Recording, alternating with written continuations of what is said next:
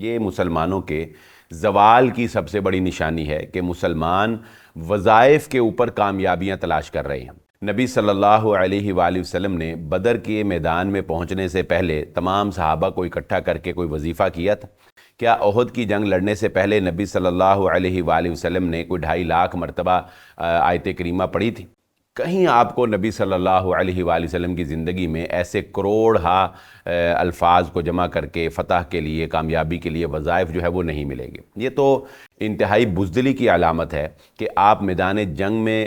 کھڑے نہیں ہو سکتے، آپ دشمن کا مقابلہ نہیں کر سکتے، ایون کہ آپ تو دشمن کی پروڈکٹس کا بائیکاٹ نہیں کر سکتے، لیکن آپ چلے ہیں اللہ اللہ کرنے کے لیے۔ یہی تو اقبال نے کہا تھا کہ میں کھٹکتا ہوں دل یزداں میں کانٹے کی طرح، تو فقط اللہ اللہ اللہ۔ بسم اللہ الرحمن الرحیم۔ ناظرین کرام، ہماری گفتگو سلسلہ وار امام مہدی سے لے کر قیامت کے قائم ہونے تک کے حالات کے بارے میں جاری ہے،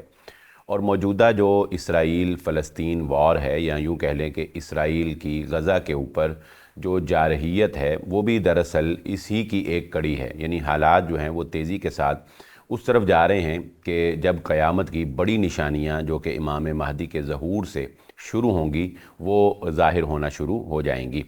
لیکن آج کی گفتگو میں 2 باتوں کی وضاحت جو ہے وہ کرنا چاہتا ہوں۔ یہ سوال ہم سے اکثر لوگوں نے جو پوچھا ہے۔ سب سے پہلے تو اس بات پر انتہائی افسوس ہے کہ ایسے میسیجز جو ہیں وہ گردش میں ہیں، یعنی واٹس ایپ کے اوپر اور فیس بک کے اوپر اور ان تمام جو سوشل میڈیا ٹولز ہیں ان کے اوپر، کہ ہم اپنے فلسطینی بھائیوں کے لیے فلاں قرآن مجید کی آیت ہے، مثلاً وَمَكَرُوا وَمَكَرَ اللَّهُ وَاللَّهُ خَيْرُ الْمَاكِرِينَ، کسی نے یہ آیت لکھ کر بھیجی ہے، اور کسی نے وَجَاءَ الْحَقُّ وَزَهَقَ الْبَاطِلُ إِنَّ الْبَاطِلَ كَانَ زَهُوقًا، یہ آیت لکھ کر بھیجی ہے۔ یا اسی طرح موضوع سے متعلق کوئی بھی اس طرح کی آیت کہ جس میں غلبے کا ذکر ہے یا جس میں اللہ رب العزت کی مدد کا ذکر ہے، اس آیت کو قرآن مجید کی منتخب کر لیا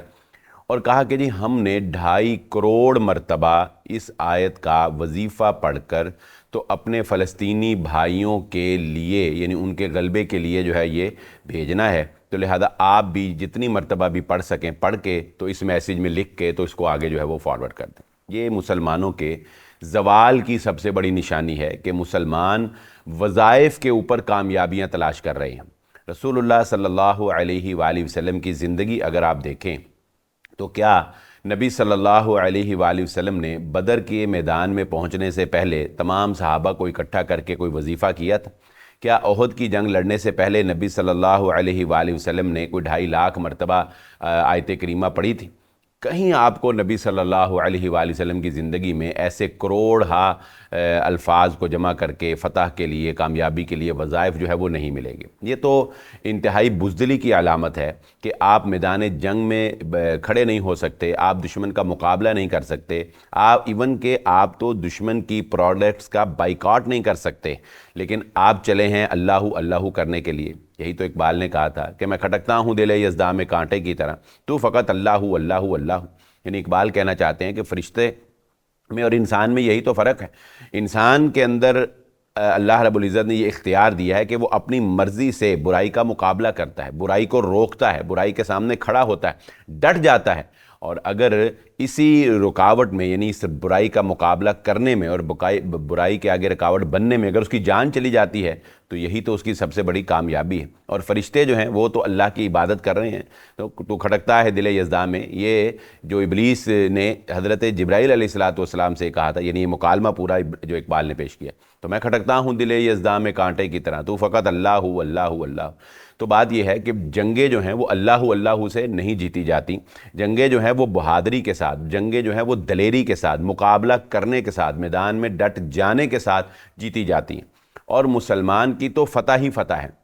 یہ بات ذہن نشین رکھ لیں، میدان جنگ جو ہے وہ مسلمان کے لیے فتح کا ہی میدان ہے، مسلمان کے لیے اس میں شکست ہے ہی نہیں، اس لیے کہ اگر وہ شہید ہو جاتا ہے تو بتائیے کہ اس کی زندگی کا مقصد اور کیا ہے؟ اس کی ज़ندگی کا مقصد ہی جنت ہے، اس کی زندگی کا مقصد ہی اللہ کی رضا ہے، اور جب وہ شہید ہو گیا تو اسے اللہ کی رضا مل گئی، اور اگر وہ غازی بن گیا تو بھی وہ کامیاب ہے۔ تو وہ دنیاوی اعتبار سے جو ظاہری کامیابی ہے وہ بھی اسے مل جائے گی، اور اخروی اعتبار سے بھی وہ کامیاب ہے۔ تو میں آپ احباب کو یہ بتانا چاہتا ہوں کہ رسول اللہ صلی اللہ علیہ وآلہ وسلم نے غزوہ بدر لڑی، بدر کے میدان میں کھڑے ہو کر رسول اللہ صلی اللہ علیہ وسلم نے دعا مانگی، ساری رات اللہ کے نبی صلی اللہ علیہ وسلم نے دعا مانگی، لیکن وہ میدان بدر تھا۔ نبی صلی اللہ علیہ وسلم نے احد میں خود شرکت کی۔ اللہ کے نبی صلی اللہ علیہ وآلہ وسلم کا خون کا ایک قطرہ، جو میں سمجھتا ہوں کہ کائنات کے تمام انسانوں کے خون اگر جمع کر لیے جائیں تو وہ نبی صلی اللہ علیہ وآلہ وسلم کے خون کے ایک قطرے کے مقابلے میں زیرو ہیں،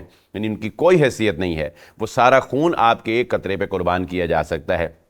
مگر اللہ کے نبی صلی اللہ علیہ وآلہ وسلم کا خون میدان احد کے اندر جو ہے وہ گرا ہے۔ نبی صلی اللہ علیہ وسلم کو زخم لگے ہیں، آپ کے دندان مبارک جو ہے وہ شہید ہوئے ہیں۔ خود اپنے ہاتھوں سے اللہ کے نبی صلی اللہ علیہ وآلہ وسلم نے غزوہ احزاب میں خندق کھودی ہے۔ نبی صلی اللہ علیہ وسلم نے بھوک برداشت کی ہے، اللہ کے نبی صلی اللہ علیہ وسلم نے پیٹ پر پتھر باندھے ہیں۔ تو یہ سارا کچھ کیا ہے، اور اس کے ساتھ ساتھ پھر رسول اللہ صلی اللہ علیہ وآلہ وسلم نے جو ہے وہ اللہ تعالیٰ سے دعا کی ہے۔ یہ ہے اصل میں کرنے کا کام، کہ آپ قنوت نازلہ بھی کریں، آپ اللہ سے دعائیں بھی کریں، لیکن اس کے ساتھ ساتھ آپ کے اندر ہمت، آپ کے اندر لڑنے کا جذبہ، اور آپ کے اندر دشمن کا مقابلہ کرنے کا جذبہ جو ہے وہ ہونا چاہیے۔ تو مختصر یہ کہ اس طرح کے میسیجز جو ہیں، یہ وظائف والے اور اتنے وظیفے پڑھ کے جو ہے وہ ہم نے بھیجنے ہیں، یہ قطعاً درست نہیں ہے، نہ ہی رسول اللہ صلی اللہ علیہ وآلہ وسلم کی تعلیمات جو ہیں وہ ہمیں یہ سکھاتی ہیں کہ ہم دشمن کا مقابلہ میں اس طرح کریں۔ تو یہ تو وہی حال ہو گیا کہ ناداں سجدے میں گر گئے جب وقت قیام آیا، یعنی سجدہ جو ہے وہ اس وقت ہی کرنا ہے جب سجدہ کرنے کا وقت ہے، جب سجدہ کرنے کا مقام ہے۔ جب دشمن سامنے کھڑا ہے تو نادان سجدے میں گر گئے، نہیں، وہ تو دشمن کے سامنے کھڑے ہونے کا مقام تھا۔ تو اقبال نے کہا کہ نادان سجدے میں گر گئے جب وقت قیام ہے، اب تو کھڑے ہونے کا وقت تھا، تم سجدے میں گر گئے۔ تو اب تو مقابلہ کرنے کا وقت ہے، آپ آواز اٹھائیں، سوشل میڈیا پہ آواز اٹھائیں، جو جنگی جرائم جو کیے جا رہے ہیں اسرائیل کی جانب سے ان کے اوپر جو ہے آواز اٹھائیں، اور جو ان فلسطینیوں کے اوپر اور غزہ کے اوپر جو مظالم ڈھائے جا رہے ہیں ان کے اوپر آواز اٹھائیں، ان کی جو پروڈکٹس ہیں ان کا بائیکاٹ کریں، ان کے جو جو اپنے ممالک کے جو سفارت خانے ہیں وہاں پر اپنا احتجاج جو ہے وہ ریکارڈ کروائیں، پھر دعائیں بھی کریں، قنوت نازلہ بھی کریں، یعنی جو کچھ بھی آپ کر سکتے ہیں وہ کریں۔ لیکن یہ جو کروڑ وظائف پڑھ کر جو ہے وہ وہاں پر طاقت پہنچانے کا کوئی کنسیپٹ جو ہے وہ اسلام کے اندر نہیں ہے۔ امید کرتے ہیں کہ آپ کو بات سمجھ آ گئی ہوگی۔ ہماری گفتگو انشاءاللہ اس موضوع سے متعلق جاری رہے گی۔ اسی طرح اگر مزید کوئی آپ کے ذہن میں سوال ہے تو آپ ہم سے پوچھ سکتے ہیں، ہم کوشش کریں گے کہ جلد از جلد اس کا جواب آپ کو دیں۔ اسی کے ساتھ اجازت دیجیے، اللہ حافظ۔